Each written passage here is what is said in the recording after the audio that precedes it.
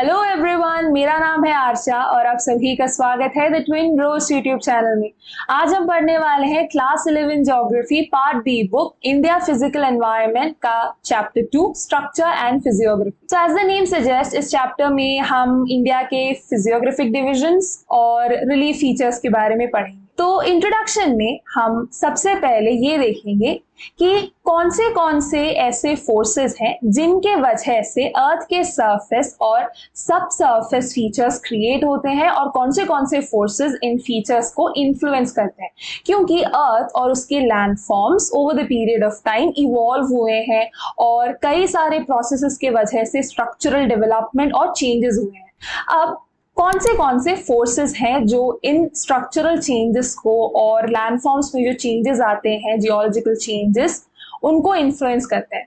तो 3 फोर्सेस के बारे में हम पढ़ेंगे। सबसे पहले endogenic forces, then exogenic forces, third plate tectonics की मूवमेंट्स। तो सबसे पहले देख लेते हैं कि एंडोजेनिक फोर्सेस क्या होते हैं। तो एंडोजेनिक फोर्सेस इंटरनल फोर्स होते हैं, यानी कि अर्थ के अंदर से जो एनर्जी, जो फोर्स आता है, वो एंडोजेनिक फोर्सेस होते हैं। एग्जाम्पल जो वोल्केनिक एक्टिविटीज होते हैं, अर्थक्वेक एक्सेट्रा, एंडोजेनिक फोर्सेस है। Next exogenic forces. Exogenic forces external forces है। तो एक्सोजेनिक फोर्सेस एनर्जी एटमॉस्फेयर से या सन से डिराइव करते हैं, क्योंकि हमें पता है sun is the ultimate source of energy. So atmosphere से और सूरज से जो एनर्जी डिराइव करके एक्सोजेनिक फोर्सेस एक्टिव होते हैं। तो एक्सोजेनिक फोर्सेस एक्सटर्नल फोर्सेस होते हैं और ये एंडोजेनिक एक्सोजेनिक फोर्सेस साथ में मिलकर इन लैंडफॉर्म्स के फीचर्स को, फॉर्मेशन के प्रोसेस को इन्फ्लुएंस करते हैं। नेक्स्ट थर्ड फैक्टर है प्लेट टेक्टोनिक्स। सो जो अर्थ के प्लेट्स का मूवमेंट है वो भी फिजियोग्राफिक डिविजन, उसके प्रोसेसेस, फॉर्मेशन को इन्फ्लुएंस करते हैं। सो मेजर माइनर प्लेट्स होते हैं और इन सभी चीजों के बारे में आप फंडामेंटल्स ऑफ फिजिकल ज्योग्राफी जो पार्ट ए बुक है उसमें आप पढ़ोगे। लेकिन यहाँ पे हमें प्लेट बाउंड्रीज के बारे में समझना है। तो प्लेट टेक्टोनिक्स में आप मेजर माइनर प्लेट्स और प्लेट बाउंड्रीज के बारे में पढ़ते हो। यहाँ पे आपको प्लेट बाउंड्रीज के बारे में बताने वाली। सो प्लेट बाउंड्रीज 3 टाइप के होते हैं: divergent boundaries, convergent boundaries and transform boundaries. So divergent boundary में क्रस्ट क्रिएशन होता है, कन्वर्जेंट बाउंड्री में क्रस्ट डिस्ट्रक्शन होता है और ट्रांसफॉर्म बाउंड्रीज में ना तो क्रस्ट क्रिएट होता है ना ही डिस्ट्रॉय होता है। तो सबसे पहले पढ़ लेते हैं कि डाइवर्जेंट बाउंड्रीज क्या होता है।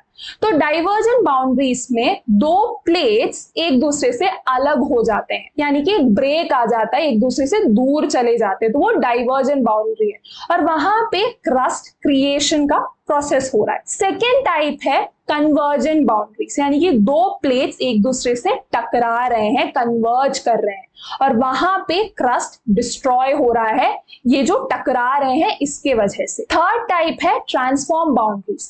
यहाँ पे ना तो क्रस्ट क्रिएट हो रहा है, एक नया क्रस्ट क्रिएट भी नहीं हो रहा और ना ही कुछ डिस्ट्रॉय हो रहा है, क्योंकि ट्रांसफॉर्म बाउंड्रीज में प्लेट्स ऐसे स्लाइड करके चले जाते हैं।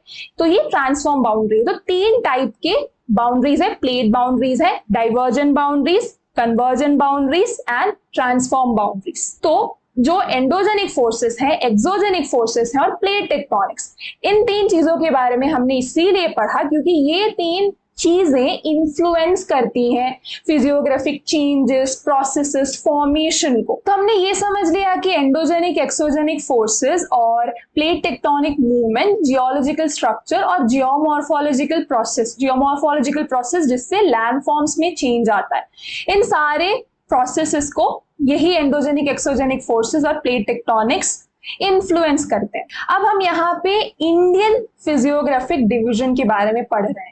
तो इंडिया के स्ट्रक्चर और फिजियोग्राफिक डिवीजन, तो ये पढ़ने से पहले हमें इंडिया की स्टोरी भी समझनी होगी। अब इंडिया का अगर प्रेजेंट लोकेशन हम देखें तो नॉर्दर्न हेमिस्फीयर में है। हमेशा से इंडिया नॉर्दर्न हेमिस्फीयर में नहीं था। तो अगर हम थोड़ा पीछे जाते, थोड़ा नहीं थोड़ा ज्यादा पीछे जाते हैं, तो जब एक सुपर कॉन्टिनेंट था पैंजिया, और पैंजिया 2 हिस्सों में डिवाइडेड था, लॉरेशिया और गोंडवाना लैंड। और हमारा आज का इंडिया और इसका जो पेनिनसुला पार्ट है वो गोंडवाना लैंड का पार्ट था और इसी गोंडवाना लैंड के साथ जो आज का ऑस्ट्रेलियन प्लेट है वो भी जुड़ा हुआ था। फिर करीब 200 मिलियन ईयर्स पहले जब पैंजिया टूटता है, कन्वेक्शनल करंट्स की वजह से जब पैंजिया जो सुपर कॉन्टिनेंट था वो जब टूटता है तब इंडिया अपनी नॉर्थवर्ड जर्नी स्टार्ट करता है। और जब इंडिया जो पेनिनसुला ब्लॉक हमारा अपनी नॉर्थवर्ड जर्नी स्टार्ट करता है तब जो ऑस्ट्रेलियन प्लेट था वो साउथ ईस्टर्न डायरेक्शन अपने प्रेजेंट डे पोजीशन की तरफ जाने लगता है। तो जब पांजिया टूटा और जब ये ब्रेक आया तो इंडिया नॉर्थ की तरफ मूव करने लगता है और ये बहुत सालों तक ये प्रोसेस चलता रहा और इंडिया अपनी नॉर्थवर्ड जर्नी कंटिन्यू करते रहा। अब जो ऊपर जो यूरेशियन प्लेट था उस प्लेट और इंडिया के प्लेट के बीच में टेथिस सी है और जब एक यूरेशियन प्लेट का जो कॉन्टिनेंटल प्लेट है और जो पेनिनसुलर ब्लॉक जो हमारा इंडियन प्लेट था वो भी एक कॉन्टिनेंटल प्लेट है और फिर अराउंड 40 to 50 मिलियन ईयर्स पहले ये जो कॉन्टिनेंटल प्लेट यूरेशियन प्लेट है और दूसरा वाला कॉन्टिनेंटल प्लेट जो इंडियन प्लेट है वो दोनों आपस में टकराते हैं और इसी कन्वर्जेंस के वजह से हिमालयाज भी फॉर्म होते हैं। और ये माना जाता है और ये थियरी भी है कि ये जो मूवमेंट है ये टेक्टोनिक एक्टिविटीज ये अभी भी कंटिन्यूअसली चलते ही जा रहे हैं, इसीलिए हिमालयाज का जो हाइट है वो भी बढ़ रहा है क्योंकि ये जो दोनों प्लेट्स के बीच में जो कन्वर्जन बाउंड्री क्रिएट हुई, ये जो दोनों प्लेट्स टकराए, ये प्रोसेस अभी भी जा रहा है। तो साइंटिस्ट ये मानते हैं कि अभी भी ये प्रोसेस हो रहा है, इसीलिए हिमालयास का जो हाइट है वो बढ़ता जा रहा है। तो ये इंडिया की स्टोरी है। इंडिया पहले गोंडवाना लैंड का पार्ट था, नॉर्दर्न हेमिस्फीयर में नहीं था। बाद में जब पांजिया टूटता है तब इंडिया अपनी नॉर्थवर्ड जर्नी स्टार्ट करता है और यूरेशियन प्लेट के साथ टकराता है और जब यूरेशियन प्लेट के साथ टकराता है दो कॉन्टिनेंटल प्लेट्स टकराते हैं और तभी हिमालयास का फॉर्मेशन भी स्टार्ट हो जाता है। तो हमने इंडिया की स्टोरी समझ ली, इंडियन सब कॉन्टिनेंट अब इस प्रेजेंट स्टेट में है, इससे पहले क्या क्या सिचुएशन था ये भी हमने समझ लिया। हमने इंडिया के नॉर्थवर्ड मूवमेंट और उसके जर्नी के बारे में भी समझ लिया। फिर हमने ये भी देखा कि एंडोजेनिक एक्सोजेनिक फोर्सेस और जो प्लेट मूवमेंट की वजह से जो जियोलॉजिकल चेंजेस हैं वो कैसे हैं। अब एक और पॉइंट आपको ध्यान में रखना है कि जो भी जियोमॉर्फोलॉजिकल चेंजेस होते हैं वो वेरी करते हैं, यानी कि वेरिएशन एक इंपॉर्टेंट फैक्टर है फॉर्मेशन के प्रोसेस में और जो स्ट्रक्चर होता है, रिजल्ट जो स्ट्रक्चर करता है उसमें भी वेरिएशंस है। अब इसी वेरिएशंस के बेसिस पे यानी कि जियोलॉजिकल स्ट्रक्चर और फॉर्मेशंस में जो वेरिएशन है उसके बेसिस पे 3 जियोलॉजिकल डिविजन्स हैं और ये 3 जियोलॉजिकल डिविजन्स हैं। पहला peninsula block, second Himalayas and other peninsula mountains, third Indo Ganga Brahmaputra plain. तो इन तीनों जियोग्राफिक डिविजन्स के बारे में हम पहले पढ़े। तो फर्स्ट हम पढ़ेंगे द पेनिनसुला ब्लॉक। तो मैं एक बार समझा देती हूँ हम इस टॉपिक को पढ़ने कैसे वाले हैं। तो सबसे पहले हम देखेंगे कि पेनिनसुला रीजन का एक्सटेंशन कितना है, northern southern boundary, eastern western boundary और नॉर्थ ईस्टर्न बाउंड्री, ये हम पहले देखेंगे। उसके बाद हम देखेंगे कि कौन से फीचर्स हैं जो हम पेनिनसुला रीजन में देख सकते हैं और ये सब हम मैप की मदद से पढ़ेंगे। तो सबसे पहले अगर हम नॉर्दर्न बाउंड्री की बात करें तो ये कच्छ जो गुजरात में है वहां से पास होकर अरावली से होकर ये राजमहल हिल्स और गंगा डेल्टा तक जाता है। राजमहल हिल्स झारखंड में, तो गुजरात से लेकर यानी कि वेस्टर्न बाउंड्री में गुजरात, वहां से फिर अरावली से पास होते हुए राजमहल हिल्स और गंगा डेल्टा तक ये जाता है। ये एक्सटेंशन वहां तक है। तो नॉर्दर्न बाउंड्री और eastern boundary, north western boundary और ईस्टर्न बाउंड्री हमने देख ली। तो राजमहल हिल्स तक जाता है। फिर इसका एक नॉर्थ ईस्टर्न एक्सटेंशन भी है जो कार्बी अंगलोंग और मेघालय प्लेट्यू तक जाता है। उसके बाद एक वेस्टर्न एक्सटेंशन भी जाता है जो राजस्थान है, यानी कि कच्छ अरावली से लेकर राजमहल तक इसका पूरा नॉर्दर्न बाउंड्री फॉर्म हो जाता है। फिर वेस्ट में ये राजस्थान तक भी एक्सटेंड करता है, ईस्ट में ये गंगा डेल्टा तक एक्सटेंड करता है। फिर एक नॉर्थ ईस्ट एक्सटेंशन भी जाता है जो कार्बी अंगलोंग और मेघालय प्लेट्यू तक जाता है। अब जो नॉर्थ ईस्टर्न एरिया में हम मेघालय प्लेट्यू देखते हैं उससे और जो छोटा नागपुर प्लेट्यू है उससे मालदा फॉल्ट सेपरेट करते हैं और मालदा फॉल्ट वेस्ट बंगाल में। अब मैप की मदद से इसे अच्छे से समझ लेते हैं। तो ये इंडिया का फिजिकल मैप है। तो यहाँ पे हम देख सकते हैं जो पेनिनसुला ब्लॉक का नॉर्दर्न बाउंड्री है वो रन ऑफ कच्छ से लेकर अरावली से होते हुए राजमहल हिल्स और गंगा के डेल्टा तक आता है। फिर इसका एक north eastern extension Karbi Anglong और मेघालय प्लेट्यू तक जाता है। फिर ये राजस्थान तक भी इसका एक वेस्ट का एक्सटेंशन जाता है। और जो मेघालय प्लेट्यू है और जो छोटा नागपुर प्लेट्यू है उससे ये मालडा गैप सेपरेट करता है, या फिर मालडा फॉल्ट भी हम इसे कहते हैं। सो नेक्स्ट हम पेनिनसुला ब्लॉक के फीचर्स के बारे में पढ़ेंगे। सबसे पहले कुछ जनरल फीचर्स देख लेते हैं, फिर हम देखेंगे फिजिकल फीचर्स, कुछ स्पेसिफिक फिजिकल फीचर्स। सो अगर हम जनरल फीचर्स की बात करें तो हमें पता है पेनिनसुला ब्लॉक बहुत ही पुराना है। जब हम गोंडवाना लैंड का पार्ट थे तब से पेनिनसुला ब्लॉक है, तो इतना पुराना है। और अगर हम पेनिनसुला ब्लॉक की फीचर्स की बात करें तो मेनली यहाँ पे इग्नियस और मेटामॉर्फिक रॉक्स हैं। रॉक फॉर्मेशन के बारे में आप fundamentals of physical geography book में अच्छे से पढ़ोगे, लेकिन यहाँ पे आपको फिलहाल इतना याद रखना है कि पेनिनसुला ब्लॉक में इग्नियस और मेटामॉर्फिक रॉक्स हैं। और यहाँ पे अगर हम कुछ मेजर रॉक्स की बात करें तो नीसेस हैं, ये एक मेटामॉर्फिक रॉक है। फिर ग्रेनाइट्स हैं, तो इनका जो इनका अमाउंट इस एरिया में ज्यादा है, तो ग्रेनाइट्स इग्नियस रॉक हैं। तो पेनिनसुला ब्लॉक में आप मेनली इग्नियस और मेटामॉर्फिक रॉक्स देख सकते हो। और जब से ये गोंडवाना लैंड का पार्ट था, यानी कि जब इंडियन प्लेट और ऑस्ट्रेलियन प्लेट साथ साथ थे, तब से ये जो पेनिनसुला ब्लॉक है वर्टिकल मूवमेंट्स एक्सपीरियंस कर रहा है, ब्लॉक फॉल्टिंग जैसे प्रोसेस भी एक्सपीरियंस कर रहा है। अब फॉल्टिंग क्या होता है इसे एक बार समझ लेते हैं। तो फॉल्ट, फोल्ड, ये सारे मूवमेंट्स जो भी होते हैं उनकी वजह से क्रिएट होता है। यहाँ पे हम पहले फॉल्टिंग क्या होता है ये समझेंगे। तो मैंने आपको बताया था डाइवर्जेंट बाउंड्रीज, जब दो प्लेट्स अलग हो जाते हैं, तो जब दो टेक्टोनिक प्लेट्स अलग होते हैं वहां पे एक क्रैक या ब्रेक या फ्रैक्चर क्रिएट हो रहा है, उसी ब्रेक या क्रैक को हम फॉल्ट कहते हैं। अब ब्लॉक फॉल्टिंग क्या होता है, और इसी फॉल्टिंग की वजह से ब्लॉक माउंटेन्स क्रिएट होते हैं। सो ब्लॉक फॉल्टिंग क्या है ये एक बार समझ लेते हैं। तो फॉल्ट क्रिएट होता है जब दो टेक्टोनिक प्लेट्स अलग हो जाते हैं और वहां पे क्रैक डेवलप होता है। और जब ये क्रैक डेवलप होता है और वो जो टेक्टोनिक एक्टिविटी है उस फोर्स की वजह से जब लैंड ऊपर उठता है तब ब्लॉक माउंटेन क्रिएट होता है। तो वर्टिकल डिस्प्लेसमेंट जब होता है, ऊपर जब उठता है, वर्टिकली जब लैंड उठता है, उस वर्टिकल डिस्प्लेसमेंट की वजह से ब्लॉक माउंटेन्स क्रिएट होता है। यानी कि जब फॉल्टिंग का प्रोसेस होता है, यानी कि जब टेक्टोनिक प्लेट्स एक दूसरे से दूर जाते हैं, जब क्रैक डेवलप होता है तब फॉल्टिंग होता है। और जब इस प्रोसेस में टेक्टोनिक फोर्स की वजह से लैंड का वर्टिकल डिस्प्लेसमेंट होता है, यानी कि लैंड जब ऊपर उठता है तब ब्लॉक माउंटेन्स क्रिएट होते हैं। अब फॉल्टिंग के वजह से ब्लॉक माउंटेन्स के अलावा एक और चीज क्रिएट होती है, वो है रिफ्ट वैलीज। अब रिफ्ट वैलीज भी पेनिनसुला ब्लॉक में हम देख सकते हैं, जैसे नर्मदा रिवर और तापी रिवर्स रिफ्ट वैली से फ्लो होकर जाते हैं। तो रिफ्ट वैलीज भी फॉल्टिंग के प्रोसेस के थ्रू ही फॉर्म होते हैं। रिफ्ट वैली भी समझ लेते हैं, तो रिफ्ट वैली फॉल्टिंग की वजह से फॉर्म होता है। सो रिफ्ट वैली भी क्रैक्स ही है। लो लैंड में जब टेक्टोनिक प्लेट्स एक दूसरे से सेपरेट हो जाते हैं तो वहां पे एक फॉल्ट क्रिएट होता है, यानी कि ब्रेक, क्रैक या फ्रैक्चर क्रिएट होता है, उसे ही हम रिफ्ट वैलीज बोलते हैं। तो यहाँ पे आपको एग्जाम्पल दिया है rift valleys of Narmada, Tapi and Mahanadi. तो ये कुछ एग्जांपल्स आपको रिफ्ट वैली के लिए यहाँ पे दिए। नेक्स्ट एक फिजिकल फीचर है रेलिक्ट एंड रेसिजुअल माउंटेन्स। रेलिक्ट और रेसिजुअल माउंटेन्स दोनों सेम ही होते हैं। रेलिक्ट माउंटेन्स को ही रेसिजुअल माउंटेन्स कहा जाता है। तो पेनिनसुला ब्लॉक में कई सारे रेलिक्ट या रेसिजुअल माउंटेन्स है, दोनों टर्म का मीनिंग सेम ही है, जैसे कि Aravalli hills, Nallamala hills, Javadi hills, Velikonda hills, Palkonda hills, Mahendragiri hills. तो एक दो एग्जांपल्स आप याद रखना, 1 मार्क के लिए पूछे जा सकते हैं। तो अब रेलिक्ट या फिर रेसिजुअल माउंटेन्स होते क्या है? अगर हम अरावली की बात करें तो अरावली पहले एक फोल्ड माउंटेन था, अब एक रेसिजुअल माउंटेन है। अब ऐसा क्यों?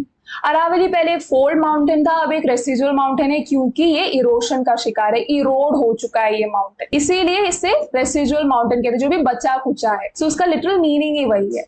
तो रेलिक्ट या रेसिजुअल माउंटेन्स जो इरोड हो चुके हैं, इरोशन का शिकार है, वैसे वाले माउंटेन्स हैं जिनका हाइट कम हो चुका है इरोशन की वजह से। नेक्स्ट यहाँ पे जो पेनिनसुला रिवर्स हैं उनका भी मेंशन किया गया है। तो ईस्ट फ्लोइंग रिवर्स हैं और वेस्ट फ्लोइंग रिवर्स हैं। East flowing rivers Bay of Bengal में ड्रेन करते हैं और डेल्टास फॉर्म करते हैं। वेस्ट फ्लोइंग रिवर्स हैं जो अरेबियन सी में ड्रेन करते हैं और एस्चुअरीज फॉर्म करते हैं। इन सभी के बारे में हम इस चैप्टर में आगे भी पढ़ेंगे। नेक्स्ट है Himalayas and other peninsula mountain. Mountains. So जो हिमालयाज और बाकी सारे पेनिनसुला माउंटेन रेंजेस हैं, यहाँ पे अभी भी एक्सोजेनिक और एंडोजेनिक फोर्सेस एक्टिव हैं, जिनके वजह से इन रीजन्स में फॉल्ट्स, फोल्ड्स और थ्रस्ट प्लेन्स डेवलप हो रहे हैं। फॉल्ट्स के बारे में मैंने पहले भी मेंशन किया था, जब टेक्टोनिक प्लेट सेपरेट होते हैं वहां पे जो फ्रैक्चर्स, क्रैक्स या ब्रेक्स डेवलप होते हैं उन्हें ही फॉल्ट कहा जाता है। फॉल्टिंग की वजह से block mountains, rift valleys create होते हैं। Next, folds. फोल्डिंग की वजह से फोल्ड माउंटेन्स क्रिएट होते हैं। हिमालय एक फोल्ड माउंटेन है। जब कन्वर्जन बाउंड्रीज क्रिएट होते हैं, यानी कि जब दो कॉन्टिनेंटल प्लेट्स टकराते हैं, जब कन्वर्जेंस होता है, कन्वर्जन बाउंड्रीज की वजह से फोल्ड माउंटेन्स क्रिएट होता है। और फोल्डिंग एक ऐसा प्रोसेस है जहां पे कंप्रेशन की वजह से एक बेंड या फिर फोल्ड होता है, तो यही फोल्डिंग का प्रोसेस है। Next, thrust planes. Thrust planes या थ्रस्ट फॉल्ट्स जो होता है वो भी कंप्रेशन की वजह से ही फॉर्म होता है। और यहाँ पे जब कंप्रेशन होता है इन थ्रस्ट प्लेन या थ्रस्ट फॉल्ट वाले एरियाज में, वहां पे ओल्डर रॉक्स को यंगर रॉक्स के ऊपर पुश किया जाता है जब कंप्रेशन होता है, तो ऐसे थ्रस्ट फॉल्ट्स फॉर्म होता है। तो ये जो रीजन है यहाँ पे अभी भी एंडोजेनिक और एक्सोजेनिक फोर्सेस एक्टिव है, जिनके वजह से ये सारे डेवलपमेंट्स होते हैं, जैसे फोल्ड्स, फॉल्ट्स और थ्रस्ट फॉल्ट्स। अब ये जो माउंटेन्स हैं इनका टेक्टोनिक ओरिजिन है, यानी कि टेक्टोनिक एक्टिविटीज और प्लेट मूवमेंट्स की वजह से ये माउंटेन्स क्रिएट हुए हैं। और ये माउंटेन्स अपनी यूथफुल स्टेज में है, और इन माउंटेन से जो रिवर्स निकलते हैं वो भी अपने यूथफुल स्टेज में है, क्योंकि ये अलग अलग टाइप के फीचर्स क्रिएट करते हैं, लैंडफॉर्म्स क्रिएट करते हैं। और ये इंडिकेट करता है कि हाँ, ये माउंटेन्स और ये जो रिवर्स हैं ये यूथफुल स्टेज में। हम मेनली हिमालयन रिवर्स और हिमालयन माउंटेन्स की बात कर रहे हैं, तो ये अपनी यूथफुल स्टेज में। अब हम ऐसा क्यों कह रहे हैं? हम ऐसा कह रहे हैं क्योंकि ये जो लैंडफॉर्म्स ये जो फॉर्म करते हैं ये रिवर्स अपनी यूथफुल स्टेज में, वही इस फीचर को इंडिकेट करता है। कौन से लैंडफॉर्म? तो पहला है गॉर्जेस, फिर वी शेप्ड वैलीज फॉर्म करते हैं, रैपिड्स फॉर्म करते हैं, वाटरफॉल्स फॉर्म करते हैं। तो यही इंडिकेट करता है इस यूथफुल स्टेज को। अब एक एक करके ये क्या है ये भी समझ लेते हैं। तो गॉर्जेस क्या है? तो गॉर्जेस घाटियां होती है, तो माउंटेन्स के बीच में जो नैरो पास या नैरो वैलीज जो होते हैं, जिन्हें रिवर्स कट करके फॉर्म करते हैं, उन्हें गॉर्जेस कहते हैं, जो घाटियां हैं। फिर V shaped valley. V shaped valley ऐसे वी शेप में ही होता है, तो इन वी शेप्ड वैलीज को भी रिवर्स ही फॉर्म करते हैं। अपने यूथफुल स्टेज में ये इन माउंटेन्स को कार्व करते हैं, तो कॉन्स्टेंटली रिवर्स ऐसे मूव करते ही रहते हैं और इरोड करते हैं, और धीरे धीरे धीरे इसी इरोशनल एक्टिविटीज की वजह से ये माउंटेन्स ऐसे वी शेप में बन जाते हैं, तो वी शेप वैलीज फॉर्म करते हैं। फिर आता है rapids. Rapids mainly shallow areas जो होते हैं, जहां पे पानी ज्यादा डीप नहीं रहता, तो उन शैलो एरियाज में जो पानी का स्पीड तेजी से जब पानी जाता है तो वो रैपिड्स होते हैं। फिर वाटरफॉल्स हमें पता है झरने। तो ये कुछ फीचर्स हैं, कुछ लैंडफॉर्म्स हैं। So next is the third geological division, जो कि है इंडो गंगा ब्रह्मपुत्रा प्लेन, यानी कि इंडस गंगा और ब्रह्मपुत्रा रिवर ने जो प्लेन क्रिएट किया है। तो यहाँ पे ये बताया गया है कि अराउंड 64 मिलियन ईयर्स अगो इस रीजन में एक जियोसिंक्लिनल डिप्रेशन था। अब जियोसिंक्लिनल डिप्रेशन का सिंपल मीनिंग ये है कि इस रीजन में क्रस्ट में एक बड़ा सा डिप्रेशन था, एक लार्ज स्केल डिप्रेशन था, जिसमें सेडिमेंट डिपॉजिट्स थे। धीरे धीरे इन रिवर्स ने, मेनली हिमालयन पेनिनसुला रिवर्स, यहाँ पे इंडस गंगा ब्रह्मपुत्रा की बात की है, मेनली इन 3 रिवर्स और बाकी सारे रिवर्स ने धीरे धीरे जो सेडिमेंट्स डिपॉजिट किए, उस वजह से ये प्लेन रीजन डेवलप होता है। और ये फर्टाइल रीजन है, सेडिमेंट डिपॉजिट यहाँ पे ज्यादा है, अलूवियल सॉइल यहाँ पे मिलता है। तो ये जो अलूवियल डिपॉजिट है यही इस रीजन को फर्टाइल बना। अगर हम डेप्थ की बात करें इन अलूवियल डिपॉजिट और इस रीजन की, तो इस प्लेन का डेप्थ 1000 to 2000 मीटर्स होगा। अब इन 3 जियोलॉजिकल डिविजन्स को समझने के बाद हम ये बता सकते हैं कि the relief and physiography of India has been greatly influenced by the geological and geomorphological processes active in the Indian subcontinent. Simple सा मीनिंग यही है कि जो भी जियोलॉजिकल प्रोसेस हैं और जियोमॉर्फोलॉजिकल प्रोसेसेस हैं, यही इंडिया के फिजियोग्राफी और रिलीफ फीचर्स और स्ट्रक्चर और फॉर्मेशन को इन्फ्लुएंस करते हैं। अगर यहाँ तक आपने वीडियो को देख लिया है तो चैनल को जरूर सब्सक्राइब करना। अगर आपको वीडियो पसंद आया है तो वीडियो को लाइक करना मत भूलना और अपने दोस्तों के साथ जरूर शेयर करना। आप ट्विन ब्रोस का टेलीग्राम चैनल भी ज्वाइन कर सकते हो ताकि कोई भी अपडेट आपसे छूटे ना। तो इस पूरे चैप्टर में हमने अब तक कई बार फिजियोग्राफी, फिजियोग्राफिक डिवीजन कहा है।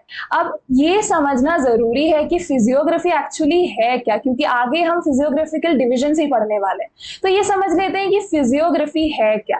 तो टेक्स्ट बुक में आपको ये डेफिनेशन दिया गया है कि physiography of an area is the outcome of structure, process and stages of development. तो सीधा सीधा ये हमें ये समझाने की कोशिश कर रहे हैं कि फिजियोग्राफी में हम physical features, pattern of formation, फिर स्ट्रक्चरल डेवलपमेंट, स्ट्रक्चरल चेंजेस, क्या क्या प्रोसेसेस है और अलग अलग स्टेजेस से जो डेवलपमेंट हो रहा है उसके बारे में हम पढ़ रहे हैं। इसीलिए डेफिनेशन में स्ट्रक्चर, प्रोसेस और स्टेज ऑफ डेवलपमेंट की बात की है, क्योंकि हम फिजियोग्राफी में, जो ज्योग्राफी का एक इंपॉर्टेंट ब्रांच है, हम फिजिकल फीचर्स, जो रिलीफ फीचर्स हैं, पैटर्न्स, फिर process of formation, structural changes पढ़ते हैं। अब अगर हम इंडिया की बात करें तो फिजिकल फीचर्स में वेरिएशन है, ग्रेट डाइवर्सिटी है। अब हम ऐसा क्यों कह रहे हैं? हम ऐसा इसीलिए कह रहे हैं क्योंकि हम नॉर्थ में देख सकते हैं माउंटेन रेंजेस हैं, हिमालयन माउंटेन्स हैं, सुंदर सुंदर वैलीज हैं, डीप गॉर्जेस हैं।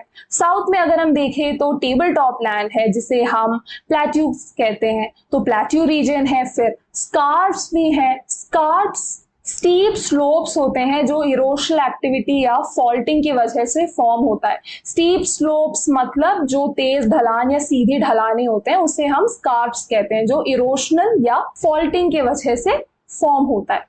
अब इन सभी स्ट्रक्चर्स के बीच में जो नॉर्थ में माउंटेन रेंजेस हैं, वैलीज हैं और साउथ में जो प्लेट्यू रीजन है, उसके बीच में आता है नॉर्थ इंडियन प्लेन्स जहाँ पे एलुवियल सॉइल है, एग्रीकल्चर के लिए जाना जाता है।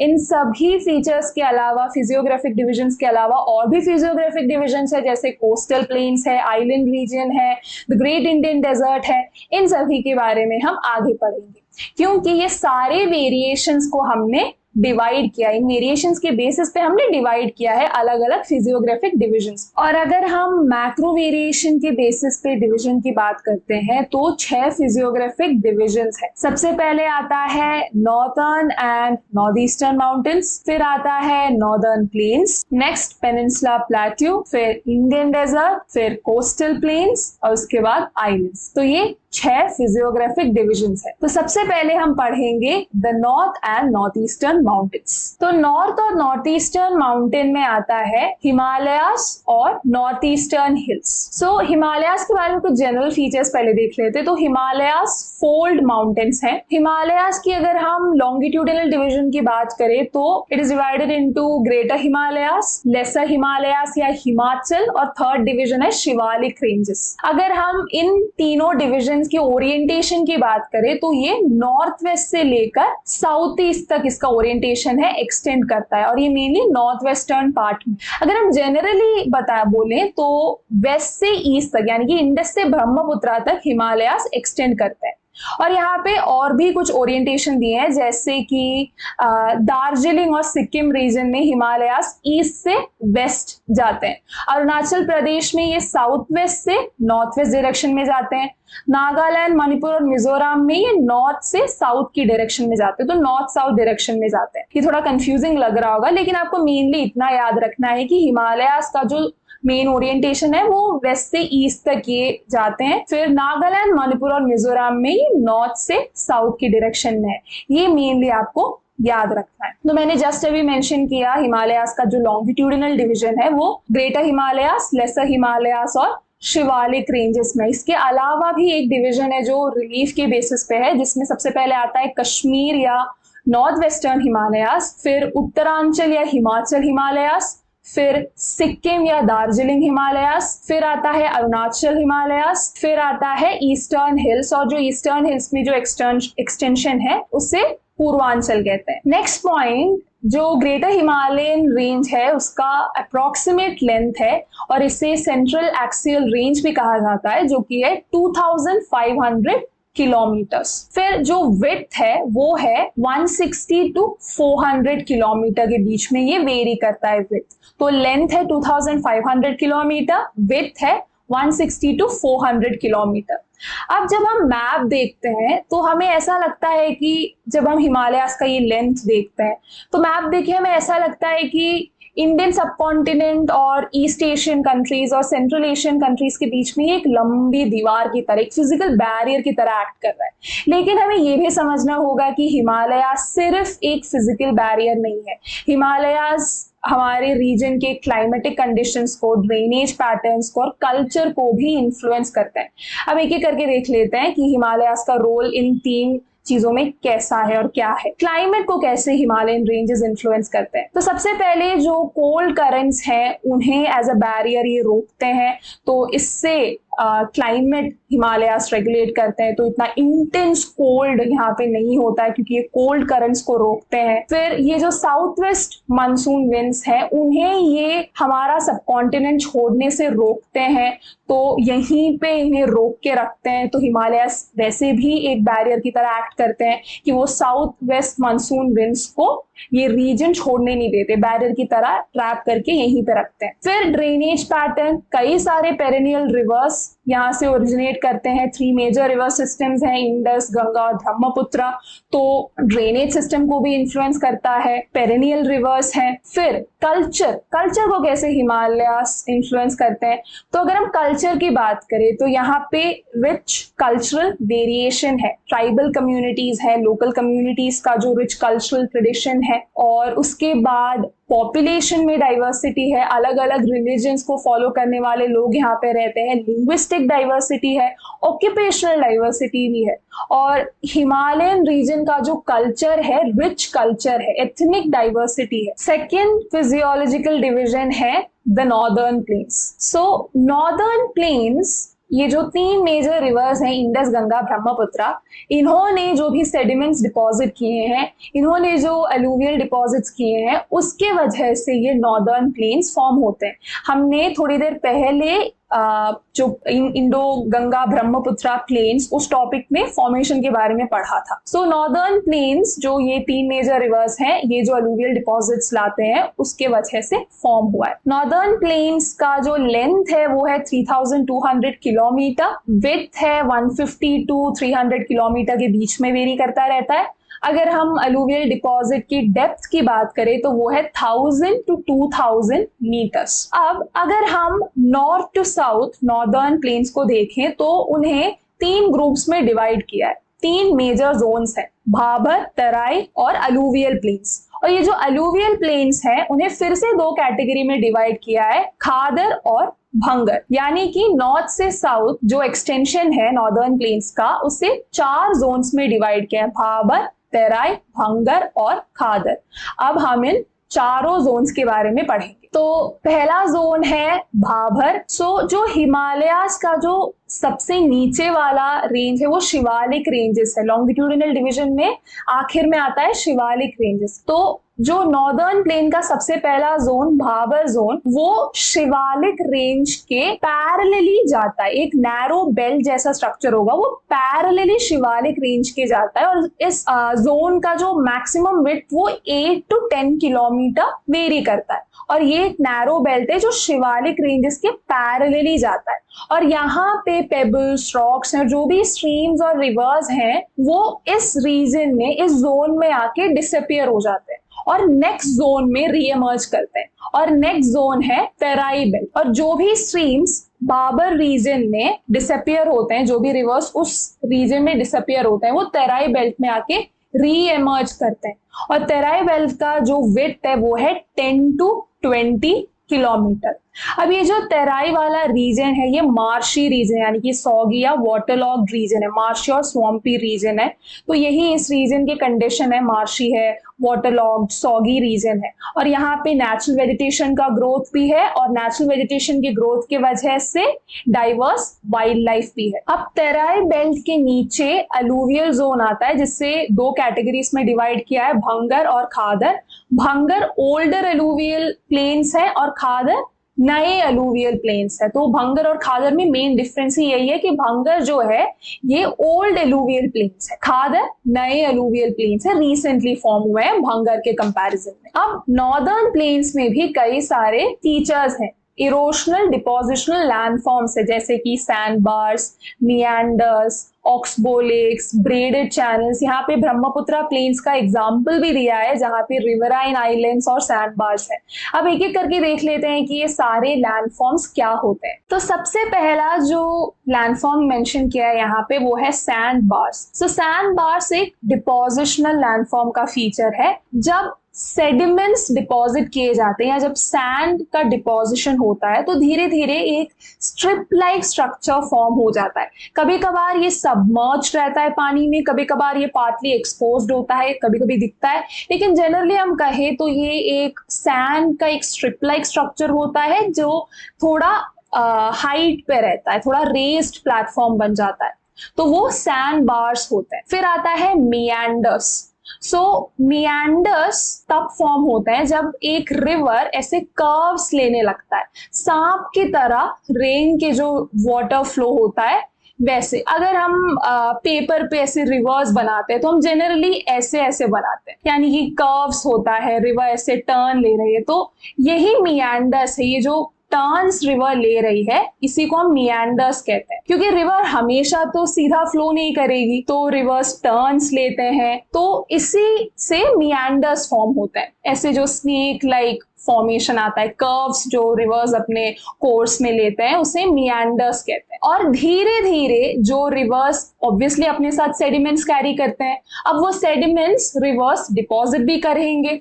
अब धीरे धीरे जब सेडिमेंट्स ऐसे डिपॉजिट होते जाते हैं तो ये जो एक एज होता है वो कट हो जाता है, एक पार्ट उस मियांडरिंग रिवर का वो कट हो जाता है और एक सिंगल स्टैंडिंग वाटर बॉडी बन जाता है या एक लेक फॉर्म हो जाता है, जिसे हम ऑक्सबो लेक कहते हैं।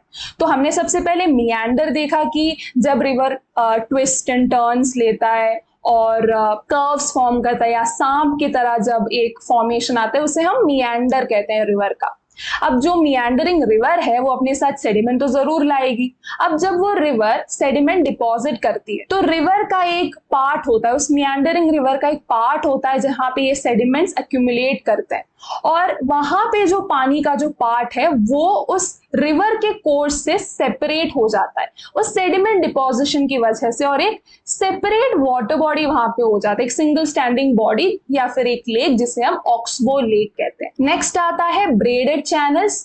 अब ब्रेडेड चैनल्स और रिवराइन आइलैंड्स को हमें साथ में पढ़ना होगा। सबसे पहले देख लेते हैं कि ब्रेडेड चैनल्स क्या है, इसी से लिंक्ड है रिवराइन आइलैंड्स। सो मैंने कहा कि रिवर्स अपने साथ सेडिमेंट्स लेके आते हैं। अब ये जो सेडिमेंट्स रिवर्स लेके आ रहे हैं या स्ट्रीम्स लेके आ रहे हैं वो डिपॉजिट भी करते हैं। अब धीरे धीरे जब ये सेडिमेंट के डिपॉजिट का एक्युमुलेशन ज्यादा हो जाता है तब ये जो सेडिमेंट्स हैं ये रिवर या स्ट्रीम को ही डिवाइड करने लगते हैं, काटने लगते हैं। यानी कि रिवर जब सेडिमेंट्स लाके बीच बीच में डिपॉजिट कर रही है तो रिवर जब फ्लो कर रही है तभी वो डिवाइड होने लगते हैं, क्योंकि बीच बीच में ऐसे सेडिमेंट्स एक्यूमुलेट होने लगते हैं और वो इतने ज्यादा एक्यूमुलेट हो जाते हैं कि स्ट्रीम्स या रिवर्स को ही छोटे छोटे चैनल्स में डिवाइड कर देते हैं, क्योंकि वो स्मूथली आगे नहीं बढ़ पाते, क्योंकि वहां पे सेडिमेंट्स एक्यूमुलेट हो जाते हैं और अलग अलग छोटे छोटे चैनल्स में डिवाइड हो जाता है। यानी कि जो रिवर्स या स्ट्रीम सेडिमेंट्स ला रहे हैं वो जब उनको बीच बीच में से डिपॉजिट कर देते हैं और वो सेडिमेंट का डिपॉजिट जब ज्यादा होने लगता है तब वो रिवर को ही छोटे छोटे चैनल्स में डिवाइड कर देते हैं। अब ये जो चैनल्स हैं उन्हें ब्रेडेड चैनल्स कहा जाता है, और ये जो सेडिमेंट का एक्यूमुलेशन हो रहा है और वहां पे जो लैंड फॉर्म हो रहा है सेडिमेंट एक्यूमुलेशन की वजह से, उन्हें रिवराइन आइलैंड्स कहा जाता है। और ये ब्रेडेड चैनल्स और रिवराइन आइलैंड्स हम ब्रह्मपुत्रा प्लेन्स में देख सकते हैं। और जो वर्ल्ड का लार्जेस्ट रिवराइन आइलैंड है वो इंडिया में ही है, ब्रह्मपुत्रा रिवर उसे फॉर्म करता है, उसे मजूली कहते हैं। नेक्स्ट यहाँ पे कुछ फैक्चुअल इंफॉर्मेशन दिया है जो 1 मार्क के लिए बहुत ही ज्यादा इंपॉर्टेंट है। अब ये जो माइटी रिवर्स है, मेनली हम गंगा ब्रह्मपुत्रा की बात कर रहे हैं, ऐसे जो रिवर्स हैं वो बड़े बड़े डेल्टा फॉर्म करते हैं। एग्जांपल गंगा और ब्रह्मपुत्रा सुंदरबन डेल्टा फॉर्म करते हैं, वर्ल्ड्स लार्जेस्ट डेल्टा। नेक्स्ट एक पॉइंट यहाँ पे मेंशन किया है कि हरियाणा और दिल्ली, इंडस और गंगा के बीच का वाटर डिवाइड, यानी कि जो वाटर डिवाइड है जो सेपरेट करता है वो पॉइंट अंबाला है जो हरियाणा में। तो states of Haryana and Delhi form a water divide between Indus and Ganga river system. Next एक इंपॉर्टेंट पॉइंट मेंशन किया है कि ये जो रिवर वैली के प्लेन्स होते हैं ये बहुत ही फर्टाइल है। सेडिमेंट डिपोजिशन और जो एलुवियल सॉइल कवर है इसके वजह से ये एग्रीकल्चरली प्रोडक्टिव एरिया है और कई सारे क्रॉप्स जैसे wheat, rice, jute, sugar cane cultivation यहाँ पे होता है। और एग्रीकल्चर को प्रमोट करने की वजह से भी यहाँ पे एक लार्ज पॉपुलेशन, और वैसे भी इस एरिया का सिग्निफिकेंस बहुत ज्यादा है, फर्टाइल रीजन है और पॉपुलेशन बहुत ही ज्यादा है और एग्रीकल्चरली भी बहुत ही प्रोडक्टिव रीजन है ये। नेक्स्ट फिजियोलॉजिकल डिवीजन है पेनिनसुलर प्लेट्यू। सो पेनिनसुलर प्लेट्यू का सबसे पहले एक्सटेंशन हम देख लेते हैं। तो नॉर्थ वेस्ट एक्सटेंशन है दिल्ली रिज जो अरावली रेंजेस का ही एक एक्सटेंशन है। फिर ईस्ट में राजमहल हिल्स जो झारखंड में है। फिर गुजरात में गिर रेंज जो वेस्टवर्ड एक्सटेंशन है। फिर साउथ में कार्डमम हिल्स जो केरला में है जो सदर्न एक्सटेंशन है। फिर एक नॉर्थ ईस्टर्न एक्सटेंशन भी पेनिनसुलर प्लेट्यू का जाता है जहां पे कार्बी एंगलोंग प्लेट्यू और जो मेघालय प्लेट्यू है वो वाला रीजन आता है। अगर हम मैप की मदद से समझें तो वेस्ट में गिर रेंज, साउथ में कार्डमम हिल्स, फिर ईस्ट में Rajmahal hills, north eastern extension Karbi Anglong plateau और मेघालय प्लेट्यू, फिर ये अरावली रेंज वाला एरिया। तो ये है पेनिनसुलर प्लेट्यू का एक्सटेंशन। नेक्स्ट पेनिनसुलर रीजन में कई सारे पैटलैंड प्लेट्यूज भी हैं जैसे हजारीबाग प्लेट्यू, पलामू प्लेट्यू, फिर Malwa plateau, Coimbatore plateau, Karnataka plateau. So patland plateaus हैं पेनिनसुलर इंडिया में। सो पैटलैंड प्लेट्यूज में टेबल टॉप लैंड होता है और स्टीप साइड्स होते हैं। स्टीप साइड्स यानी कि जो सीधी ढलान या तेज ढलान वाले साइड्स होते हैं तो वो होते हैं पैटलैंड प्लेट्यूज। टेबल टॉप लैंड होता है और स्टीप साइड्स होते हैं।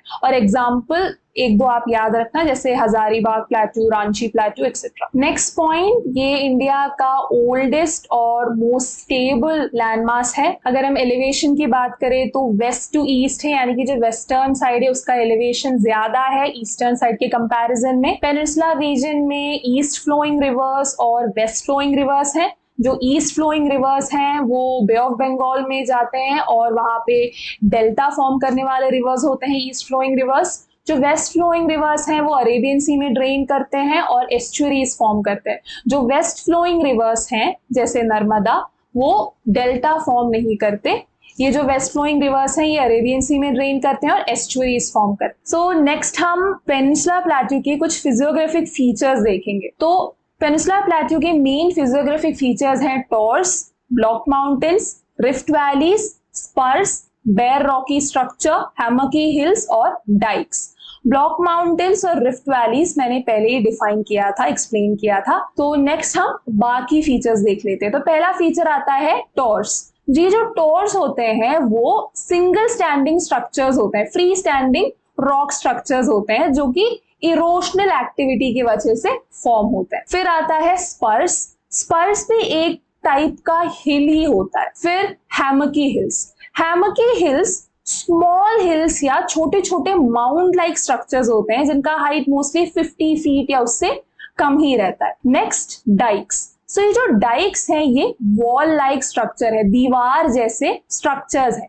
अब ये डाइक्स फॉर्म कैसे होता है? तो ये डाइक्स तब फॉर्म होते हैं जब ये जो लावा होता है वो जो हमारे सरफेस के अंदर यानी कि अर्थ के अंदर जो क्रैक्स डेवलप होते हैं क्रस्ट में, जब वहां पे ये लावा घुस के सॉलिडिफाई कर जाते हैं और एक परपेंडिकुलर स्ट्रक्चर फॉर्म करते हैं, वही डाइक्स कहलाते हैं। और वो एक वॉल लाइक स्ट्रक्चर होता है। जब लावा इन क्रैक्स में जाके सॉलिडिफाई करता है तब एक वॉल लाइक स्ट्रक्चर होता है, उसे डाइक्स कहते हैं। एक और फीचर है पेनिनसुलर प्लेट्यू का, इस रीजन में ना ब्लैक सॉइल मिलता है और ये ब्लैक सॉइल कॉटन कल्टीवेशन के लिए बहुत ही इंपॉर्टेंट है। Next point, peninsular plateau region अपने कई सारे डेवलपमेंट के स्टेजेस में अलग अलग फेजेस से गुजरा है। अपलिफ्टमेंट का फेज, सबमर्जेंस का फेज, फॉल्टिंग, फ्रैक्चर क्रिएट होने वाला फेज। और यहाँ पे एक बहुत ही इंपॉर्टेंट पॉइंट यहाँ पे मेंशन किया है कि इसी रीजन में भीमा फॉल्ट भी है और ये मेंशन इसीलिए किया है क्योंकि यहाँ पे अभी भी सीस्मिक एक्टिविटीज, टेक्टोनिक एक्टिविटीज होते हैं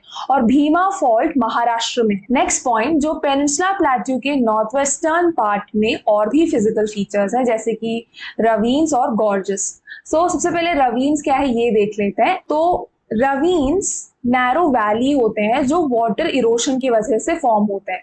ये जो एरिया है ये एग्रीकल्चर के लिए अनफिट है, बैड लैंड है। रवीन्स जो होते हैं वो एक्चुअल वैलीज से छोटे होते हैं लेकिन गलीज से बड़े होते हैं। अब गलीज क्या है? गलीज भी वाटर इरोशन की वजह से ही फॉर्म होते हैं। जब पानी इरोड करता है सॉइल को तो वहां पे फ्रैक्चर्स और क्रैक्स डेवलप होते हैं और ये लैंड जो है एग्रीकल्चर के लिए अनफिट होता है, वो गलीज होते हैं। तो रवीन्स नैरो वैलीज हैं जो एक्चुअल वैलीज से छोटे होते हैं लेकिन गलीज से बड़े होते हैं। Next gorges. गॉर्जेस मैंने पहले भी एक्सप्लेन किया था, घाटियां हैं, नैरो वैली या पासेस हैं, ये भी वाटर इरोशन की वजह से ही होता है। रवीन्स का एक एग्जाम्पल दिया है चंबल रवीन्स। अब पेनिनसुला प्लेट्यू को उनके रिलीफ फीचर्स के बेसिस पे 3 ग्रुप्स में डिवाइड किया है। पहला है Deccan plateau, second central highlands, third north eastern plateau. अब एक एक करके इन सभी के बारे में हम पढ़ेंगे। फर्स्ट हम पढ़ेंगे डेक्कन प्लेट्यू के बारे में। डेक्कन प्लेट्यू के बारे में हमें सबसे पहले पढ़ना होगा western Ghats and eastern Ghats. और यहाँ से मेन क्वेश्चंस आते हैं कि वेस्टर्न घाट्स और ईस्टर्न घाट्स की डिफरेंसेस पॉइंट आउट कीजिए। और इस टॉपिक में हमें वेस्टर्न घाट्स और ईस्टर्न घाट्स की डिफरेंसेस को ही नोट करना होगा। तो वेस्टर्न घाट्स डेक्कन प्लेट्यू के वेस्ट में है, ईस्टर्न घाट्स डेक्कन प्लेट्यू के ईस्ट में है। अब वेस्टर्न घाट्स की बात करें तो कई सारे लोकल नेम्स है वेस्टर्न घाट्स के लिए। महाराष्ट्र में इसे सह्याद्री कहा जाता है, कर्नाटक और तमिलनाडु में इसे नीलगिरी हिल्स कहा जाता है, केरला में इसे अनेमली हिल्स और कार्डमम हिल्स कहा जाता है। वेस्टर्न घाट्स का हाइट ईस्टर्न घाट से ज्यादा होता है और वेस्टर्न घाट्स कंटिन्यूअस है, ब्रेक्स या पासेस नहीं है कंपेयर टू ईस्टर्न घाट्स जो कंटिन्यूअस नहीं होते, पासेस है। वेस्टर्न घाट्स का एवरेज हाइट है 1500 मीटर और वेस्टर्न घाट्स में जो हाईएस्ट पीक है वो पेनिनसुला प्लेट्यू का ही हाईएस्ट पीक है, अनईमुडी, ये अनईमलई हिल्स में है। फिर सेकंड आता है डोडा बेटा जो कि नीलगिरी हिल्स में। अब कई सारे ईस्ट फ्लोइंग पेनिनसुला रिवर्स हैं जिनका ओरिजिन वेस्टर्न घाट्स में है और वो रिवर्स जाके बे ऑफ बंगाल में ड्रेन करते हैं। तो ये हमने कुछ फीचर्स देख लिए वेस्टर्न घाट्स के। अब कुछ फीचर्स देख लेते हैं ईस्टर्न घाट्स के। तो अगर हम वेस्टर्न घाट्स के कंपैरिजन में देखें तो ईस्टर्न घाट्स डिसकंटिन्यूअस है, हाइट कंपैरेटिवली ईस्टर्न घाट्स का कम है। अब डिसकंटिन्यूअस क्यों है, पासेस क्यों है? ये इसीलिए है क्योंकि कई सारे ईस्ट फ्लोइंग रिवर्स हैं जैसे महानदी, गोदावरी, ये सारे रिवर्स ईस्टर्न घाट्स को इरोड कर रहे हैं, इसीलिए ये डिसकंटिन्यूअस है, पासेस डेवलप हो रहे हैं। अब ईस्टर्न घाट्स के कुछ इंपॉर्टेंट रेंजेस हैं, Javadi hills, Palkonda range, Nallamala hills and Mahendragiri hills. And eastern and western Ghats दोनों मीट करते हैं नीलगिरी हिल्स पे। अब एक और बार डिफरेंसेस देख लेते हैं। वेस्टर्न घाट्स का हाइट ईस्टर्न घाट्स से ज्यादा होता है, वेस्टर्न घाट्स कंटिन्यूअस है और ईस्टर्न घाट्स डिसकंटिन्यूअस है। ईस्टर्न घाट्स डिसकंटिन्यूअस इसीलिए है क्योंकि रिवर्स जैसे गोदावरी, कृष्णा, महानदी, कावेरी इरोड करते हैं ईस्टर्न घाट्स को। Next is central highlands. Central highlands का एक्सटेंशन सबसे पहले देख लेते हैं। तो अगर एक्सटेंशन की हम बात करें तो वेस्ट में अरावली रेंज है और ये वेस्ट का एक्सटेंशन राजस्थान तक जाता है टिल जैसलमेर। और जैसलमेर में कुछ फीचर्स हैं जैसे कि क्रिसेंट शेप सैंड ड्यून्स जिसे बर्चन्स कहा जाता है। क्रिसेंट शेप सैंड ड्यून्स का मतलब इसका जो शेप है, सैंड ड्यून्स तब फॉर्म होते हैं जब विंड इरोड करता है सैंड पार्टिकल्स को और डिपॉजिट करते करते एक सैंड ड्यून स्ट्रक्चर फॉर्म होता है। और जो बर्चन्स होते हैं वो क्रिसेंट शेप में होते हैं, अर्धचंद्र के शेप में, न्यू मून या हाफ मून के शेप में होता है, क्रिसेंट शेप बर्चन्स होते हैं। तो वेस्ट में अरावली रेंज है और वेस्ट का एक्सटेंशन जैसलमेर तक भी जाता है। फिर उसके बाद साउथ में सतपुरा रेंज आता है, सेंट्रल हाईलैंड्स का जो रीजन है उसके साउथ में सतपुरा रेंज आता है और फिर एक ईस्टर्न एक्सटेंशन राजमहल हिल्स तक जाता है। और इस रीजन में मेटामॉर्फिक रॉक्स भी मिलते हैं जैसे नाइस, स्लेट, मार्बल एक्सेट्रा। और अगर हम सेंट्रल हाईलैंड्स के रेंजेस की हाइट की बात करें तो इट वेरीज 700 to 1000 meters.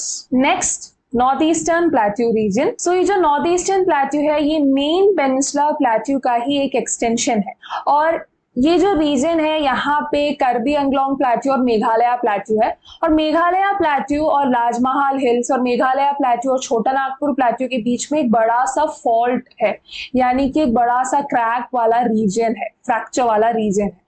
और एक थियरी ये सजेस्ट की गई है कि जब हिमालयास फॉर्म हो रहे थे, जब हिमालयास का ओरिजिन हो रहा था, तब इंडियन प्लेट के नॉर्थ ईस्टवर्ड मूवमेंट, यानी कि नॉर्थ ईस्ट डायरेक्शन में जो इंडियन प्लेट का मूवमेंट हुआ था, उसी दौरान इस रीजन में ये फॉल्ट क्रिएट हुआ था। और ये जो फ्रैक्चर या जो डिप्रेशन है ये धीरे धीरे रिवर्स ने सेडिमेंट्स डिपॉजिट करके भर दिए। तो ये एक थियरी सजेस्ट की गई है। अगर हम नॉर्थ ईस्टर्न प्लेट्यू की बात करें तो यहाँ पे मेनली मेघालय और कार्बी एंग्लोंग प्लेट्यू है। ये मेन पेनिनसुलर प्लेट्यू ब्लॉक का एक एक्सटेंशन है। मेघालय प्लेट्यू को 3 ग्रुप्स में डिवाइड किया है, गारो हिल्स, खासी हिल्स और जैंतिया हिल्स, और ये ट्राइबल ग्रुप्स के ऊपर ही ये नाम रखे गए हैं। और छोटा नागपुर प्लेट्यू की तरह ही मेघालय प्लेट्यू में भी कई सारे मिनरल्स हैं, जैसे कि आयरन ओर, कोल, यूरेनियम, सिलिमेनाइट, लाइमस्टोन एक्सेट्रा। तो ये सारे मिनरल रिसोर्सेज है जो मेघालय प्लेट्यू रीजन में भी मिलते हैं। हेवी रेनफॉल भी इस रीजन में होता है because of south west monsoon, और इसीलिए ये रीजन इरोशन प्रोन रीजन भी है। Next is the Indian desert और द ग्रेट इंडियन डेजर्ट, जिसे थार डेजर्ट या मरुस्थली भी कहा जाता है। तो अरावली हिल्स के नॉर्थ वेस्ट में हम ग्रेट इंडियन डेजर्ट देख सकते हैं, या थार डेजर्ट जो हम कहते हैं। और यहाँ पे कई सारे फीचर्स हम देख सकते हैं, जैसे मशरूम रॉक्स हैं, सैंड ड्यून्स हैं, और क्रिसेंट शेप सैंड ड्यून्स जिन्हें बर्चन्स कहा जाता है। तो कई सारे फीचर्स हैं। अगर हम क्लाइमेट की बात करें तो एरिड क्लाइमेट है, क्योंकि यहाँ पे लो रेनफॉल है। जो एनुअल रेनफॉल है दैट इज बिलो 150 मिलीमीटर हर साल अगर हम देखें तो, इसीलिए एरिड क्लाइमेट है। वेजिटेशन कवर भी बहुत कम है, ड्राई रीजन है, और इन सभी फीचर्स की वजह से ये जो ग्रेट इंडियन डेजर्ट या थार डेजर्ट का रीजन है इसे मरुस्थली भी कहा जाता है। लेकिन एक थियरी है कि मेसोजोइक एरा, जो कि 252 million to 66 million years ago, जो मेसोजोइक एरा था जिसमें एक पीरियड जुरासिक पीरियड भी है, ऐसा माना जाता है कि इस थियरी के अकॉर्डिंग मेसोजोइक एरा में ये जो इंडियन डेजर्ट का रीजन था ये सी के अंदर था। क्योंकि कुछ एविडेंसेस हमें मिले हैं जो इस थियरी को सपोर्ट कर रहे हैं। ये एविडेंसेस हैं, कुछ वुड फॉसिल्स मिले हैं आकल में, और कुछ मराइन डिपॉजिट्स मिले हैं ब्रह्मसार में जो जैसलमेर में, और इन डिपॉजिट्स का जो एज है that's close to 180 million years, जो कि मेसोजोइक एरा में आता है। अब कुछ डेजर्ट लैंड फीचर्स देख लेते हैं जो इंडियन डेजर्ट में देखे जाते हैं। पहला है मशरूम रॉक्स। मशरूम रॉक्स एक इरोशनल फीचर है, इरोशन की वजह से होता है, और डेजर्ट रीजन में हम इरोशनल एक्टिविटी को देख सकते हैं, हाई इंटेंसिटी में होता है। तो मशरूम रॉक्स भी अगेन इरोशन की वजह से ही फॉर्म हुआ है। तो मशरूम रॉक्स नाम से पता चलता है ये जो रॉक्स का स्ट्रक्चर है मशरूम की तरह है। एक फ्लैट टॉप होगा जो मशरूम के टॉप की तरह ही दिखता है, और जो बेस होगा वो स्मॉल नेक की तरह होगा। सो ब्रॉड टॉप है और छोटा सा बेस है मशरूम की तरह ही। तो ये होता है mushroom rocks. Next, shifting dunes. So shifting dunes वो होते हैं जो सैंड पार्टिकल्स कॉन्स्टेंटली हवा के साथ शिफ्ट होते रहते हैं, डिपॉजिट होते रहते हैं, तो वही शिफ्टिंग ड्यून्स होते हैं। फिर आता है ओएसिस। सो ओएसिस मोस्टली इंडियन डेजर्ट के सदर्न पार्ट में देखे जाते हैं। तो ओएसिस फर्टाइल एरियाज होते हैं जहाँ पे पानी है, प्लांट्स हैं, तो वो ओएसिस का रीजन है, फर्टाइल रीजन होता है जो डेजर्ट का। नेक्स्ट पॉइंट, ओरिएंटेशन के बेसिस पे, यानी कि किस डायरेक्शन में हो रहा है, किस डायरेक्शन में वो डेजर्ट जा रहा है, उसके बेसिस पे 2 डिविजन्स है। एक नॉर्दर्न पार्ट जिसका स्लोप सिंध की तरफ है, जिसका ओरिएंटेशन सिंध की तरफ है, तो वो नॉर्दर्न पार्ट है। फिर सदर्न पार्ट जिसका ओरिएंटेशन या जिसका स्लोप रन ऑफ कच्छ की तरफ है। तो ओरिएंटेशन यानी कि किस तरफ उसका झुकाव है, किस तरफ वो स्लोप जा रहा है, उसके बेसिस पे 2 रीजन्स है। एक नॉर्दर्न पार्ट जिसका स्लोप सिंध की तरफ है, फिर सदर्न पार्ट जिसका स्लोप रन ऑफ कच्छ की तरफ है। फिर इस रीजन में कुछ रिवर्स हैं जो टेम्पररी हैं, एफेमेरल है यानी कि टेम्पररी है। एक मेन रिवर है यहाँ का लूनी रिवर, 1 मार्क के लिए बहुत ही ज्यादा इंपॉर्टेंट है, जो इस डेजर्ट के सदर्न रीजन में फ्लो करता है, परमानेंट नहीं है, टेम्पररी रिवर है। अब इस रीजन में क्या होता है, एक तो रेनफॉल कम है, ऊपर से इवेपोरेशन भी ज्यादा है, इस वजह से यहाँ पे पानी की कमी है, वाटर डेफिसिट रीजन है बिकॉज ऑफ लो प्रेसिपिटेशन यानी कि लो रेनफॉल एंड हाई इवेपोरेशन। और इस रीजन में जो लेक्स और प्लायास हैं जो कि फ्लैट लेक्स हैं, यहाँ पे ब्रैकिश वाटर है। ब्रैकिश वाटर में सॉल्ट कंटेंट होता है, सी जितना सॉल्ट कंटेंट तो नहीं होता लेकिन कुछ अमाउंट में यहाँ पे सॉल्ट कंटेंट होता है। तो यहाँ पे जो ब्रैकिश लेक्स हैं और जो प्लायास हैं वो सॉल्ट का एक सोर्स है। नेक्स्ट द कोस्टल प्लेन्स, तो हमने डेजर्ट कंप्लीट कर लिया, नेक्स्ट हम पढ़ेंगे कोस्टल प्लेन्स के बारे में। तो हमें पता है कि इंडिया का जो कोस्ट लाइन है बहुत ही लंबा है और इसे हमने 2 ग्रुप्स में डिवाइड किया है। तो इंडिया के जो कोस्टल प्लेन्स है वो 2 ग्रुप्स में आते हैं, एक है वेस्टर्न कोस्टल प्लेन्स जो वेस्ट में है और ईस्टर्न कोस्टल प्लेन जो ईस्ट में। यहां से भी सिमिलर क्वेश्चन आता है कि डिफरेंसेस पॉइंट आउट कीजिए ईस्टर्न कोस्टल प्लेन और वेस्टर्न कोस्टल प्लेन के बीच में।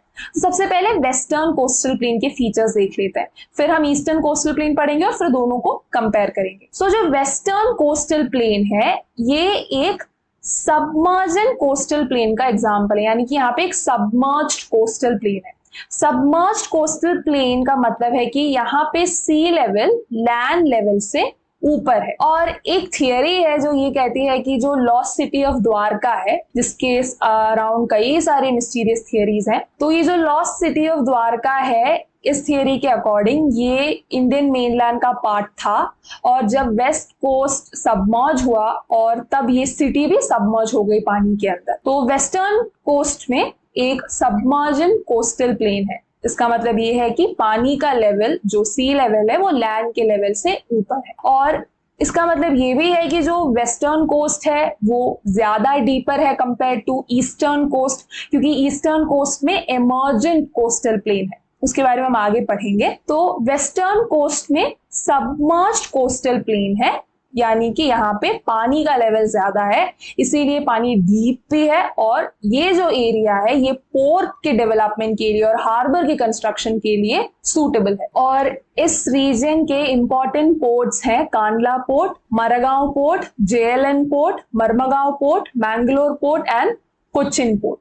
सो ये कुछ इंपॉर्टेंट नेचुरल पोर्ट्स हैं और जो वेस्टर्न कोस्टल रीजन है ये नेचुरल कंडीशंस क्रिएट करते हैं इन पोर्ट्स के डेवलपमेंट के लिए। अब जो वेस्टर्न कोस्टल प्लेन है वो गुजरात कोस्ट से केरला कोस्ट तक एक्सटेंड करता है और इसके भी डिविजन्स है, जैसे कि सबसे पहले आता है कच्छ और काठियावाड़ कोस्ट जो गुजरात रीजन में है, फिर आता है कोंकण कोस्ट जो महाराष्ट्र रीजन में है, फिर आता है गोवन कोस्ट जो गोवा कर्नाटका का रीजन कवर करता है, फिर आता है मलबार कोस्ट जो केरला रीजन में है। नेक्स्ट यहाँ पे मलबार कोस्ट के कुछ डिस्टिंक्ट फीचर्स के बारे में हमें बताया गया है। सो मलबार कोस्ट में हम कायल्स देख सकते हैं। कायल्स बैक वाटर्स होते हैं जहाँ पे ब्रैकिश वाटर होता है। ब्रैकिश वाटर सॉल्टी वाटर ही होता है, लेकिन ब्रैकिश वाटर में जो सॉल्ट का कंटेंट है सी जितना नहीं होता, ब्रैकिश वाटर्स होते हैं। तो मलबार कोस्ट में बैक वाटर्स हैं जिन्हें मलयालम में कायल कहा जाता है। और ये जो कायल रीजन या जो बैक वाटर्स होते हैं यहाँ पे फिशिंग होता है, फिशिंग के लिए सूटेबल है, टूरिस्ट अट्रैक्शन है, फिर इनलैंड नेविगेशन के लिए भी इंपॉर्टेंट है। इनलैंड नेविगेशन मतलब जब हम हमारे कंट्री में यानी कि इंडिया में ही वाटर बॉडीज के थ्रू यानी कि स्ट्रीम्स, रिवर्स और बैक वाटर्स के थ्रू जब हम मूव करते हैं तो उसे इनलैंड नेविगेशन ही कहा जाता है। तो जो कायल है यहाँ पे फिशिंग होता है, इनलैंड नेविगेशन होता है, टूरिस्ट अट्रैक्शन है। और टूरिस्ट अट्रैक्शन के पीछे एक और मेन रीजन है क्योंकि हर साल यहाँ पे नेहरू ट्रॉफी बोट रेस होता है। बोट रेस को मलयालम में वल्लम कली कहा जाता है। तो नेहरू ट्रॉफी बोट रेस यहाँ पे होता है और एग्जैक्ट लोकेशन पुन्नमड़ा कायल है। नेक्स्ट हम ईस्टर्न कोस्टल प्लेन के फीचर्स देख लेते हैं। तो ईस्टर्न कोस्टल प्लेन में इमर्जेंट कोस्ट है। ये इमर्जेंट कोस्ट मतलब लैंड का लेवल सी के लेवल से यानी कि वाटर के लेवल से ज्यादा होता है। और ये जो रीजन है ईस्टर्न कोस्ट का रीजन, ये इतना डीप नहीं है compare to the western coastal plain, इसीलिए इस रीजन में पोर्ट्स और हार्बर्स कम है। इतना ideal condition eastern coastal plain create नहीं करता, इमर्जेंट कोस्ट होने की वजह से और लैंड का लेवल सी के लेवल से ज्यादा होने की वजह से और डीप ना होने की वजह से लेस नंबर ऑफ पोर्ट्स और हार्बर्स हैं ईस्टर्न कोस्टल प्लेन में। अब ईस्टर्न कोस्टल प्लेन के कुछ और फीचर्स की बात करें तो यहाँ पे डेल्टास फॉर्म होते हैं। जो ईस्ट फ्लोइंग रिवर्स है जैसे महानदी, गोदावरी, कावेरी, कृष्णा, ये रिवर्स डेल्टास फॉर्म करते हैं और ये रिवर्स ईस्टवर्ड फ्लो करते हैं और बे ऑफ बंगाल में ड्रेन करते हैं और डेल्टास फॉर्म करते हैं। अब डेल्टास क्या है? डेल्टास यूजुअली फर्टाइल रीजन होता है, सेडिमेंट डिपोजिशन की वजह से फॉर्म होता है। नॉर्मली ट्रायंगुलर स्ट्रक्चर्स होते हैं और ये जो डेल्टास है ये तब फॉर्म होता है जब रिवर्स अपने साथ सेडिमेंट्स लाते हैं और जब ये एक सी में जाके एंड करते हैं या ज्वाइन करते हैं, वहां पे ये लोग अपना सेडिमेंट्स डिपॉजिट करते हैं और वहां पे डेल्टास फॉर्म होते हैं। माउथ ऑफ द रिवर, जो रिवर जाके सी पे मीट करता है, ज्वाइन करता है, वहां पे जब सेडिमेंट को डिपॉजिट करते हैं रिवर्स, वहां पे ये डेल्टा फॉर्म होता है और ये फर्टाइल रीजन होते हैं सेडिमेंट डिपॉजिशन की वजह से। और ईस्टर्न कोस्टल प्लेन का एक मेन फीचर है डेल्टा फॉर्मेशन, जो कि ईस्ट फ्लोइंग रिवर्स जैसे महानदी, गोदावरी फॉर्म करते हैं। और अगर हम वेस्टर्न कोस्टल प्लेन और ईस्टर्न कोस्टल प्लेन को कंपेयर करते हैं तो कुछ डिफरेंसेस निकल के आते हैं। जो वेस्टर्न कोस्टल प्लेन है वो एक सबमर्जन कोस्ट है और वहां पे पानी डीप है और इसीलिए पोर्ट और हार्बर के फॉर्मेशन के लिए नेचुरल कंडीशन और फेवरेबल कंडीशन क्रिएट करते हैं और इसीलिए वहां पे पोर्ट्स और हार्बर्स भी ज्यादा है। उसके कंपैरिजन में अगर हम ईस्टर्न कोस्ट की बात करें तो यहाँ पे इमर्जेंट कोस्ट है, इसीलिए पोर्ट्स और हार्बर्स के जो नंबर है बहुत ही कम है, इतना आइडियल कंडीशन नहीं है। वेस्टर्न कोस्ट को और डिवाइड किया है, जो गुजरात से लेकर केरला तक का एक्सटेंशन है, उसमें कच्छ काठियावाड़ कोस्ट आता है, फिर गोवन कोस्ट है, कोंकण कोस्ट है, मलबार कोस्ट है, तो ऐसे भी डिवाइड किया है। फिर जो वेस्टर्न कोस्ट है वहां पे डेल्टा फॉर्मेशन नहीं है। जो ईस्टर्न कोस्ट है वहां पे जो ईस्ट फ्लोइंग रिवर्स है वो डेल्टास फॉर्म करते हैं। लास्ट फिजियोलॉजिकल डिवीजन है द आइलैंड्स। सो इंडिया में दो मेन आइलैंड ग्रुप्स हैं, एक अरेबियन सी में, दूसरा बे ऑफ बंगाल में। अरेबियन सी में है लक्षद्वीप और बे ऑफ बंगाल में है अंडमान एंड निकोबार आइलैंड्स। तो सबसे पहले बे ऑफ बंगाल देख लेते हैं। बे ऑफ बंगाल में आता है Andaman and Nicobar islands. Bay of Bengal में टोटल करीब 572 आइलैंड्स हैं और जो मेन हम बात करें अंडमान एंड निकोबार आइलैंड्स की। अब ये जो पूरा आइलैंड है ये दो ग्रुप्स में है, अंडमान नॉर्थ में, निकोबार साउथ में। और अंडमान और निकोबार को सेपरेट करता है एक वाटर बॉडी जिसका नाम है 10 डिग्री चैनल और ये बे ऑफ बंगाल में है। अब एक थियरी है कि ये जो अंडमान और निकोबार का आइलैंड है ये एक सबमरीन माउंटेन यानी कि सी माउंटेन का ही पार्ट है और यहाँ पे जो भी छोटे छोटे आइलैंड्स हैं ये वॉल्केनिक ओरिजिन यानी कि वॉल्केनिक एक्टिविटीज के वजह से ये फॉर्म हुए हैं।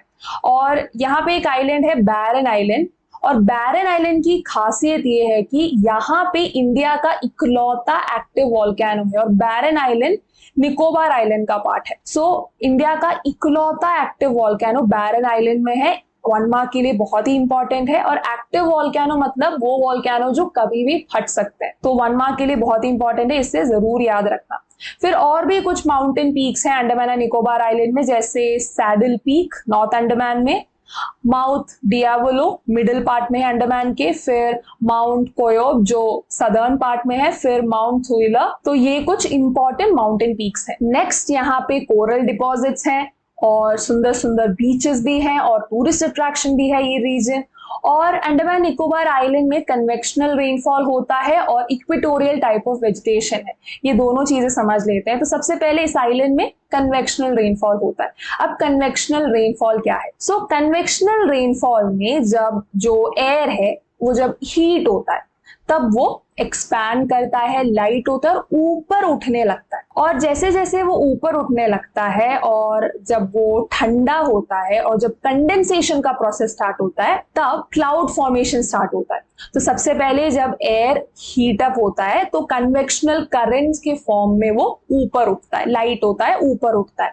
और धीरे धीरे जब कूल होता है तब कंडेंसेशन के प्रोसेस के वजह से क्लाउड फॉर्मेशन होता है और उसी के बाद कन्वेक्शनल रेनफॉल भी होता है। फिर यहाँ पे इक्वेटोरियल टाइप ऑफ वेजिटेशन है, यहाँ पे ट्रॉपिकल एवरग्रीन फॉरेस्ट भी मिलते हैं और इक्वेटोरियल वेजिटेशन यहाँ पे होता है। नेक्स्ट है लक्षद्वीप आइलैंड्स जो कि अरेबियन सी में है। सो लक्षद्वीप नाम पढ़ने से पहले इन आइलैंड ग्रुप्स को लैकेडिव, एमेंडिव और मिनिकॉय कहा जाता था, बाद में इसका नाम लक्षद्वीप पड़ा। सो ये जो लक्षद्वीप आइलैंड्स हैं ये केरला के कोस्ट से सिर्फ 280 किलोमीटर टू 480 किलोमीटर की दूरी पे ही है।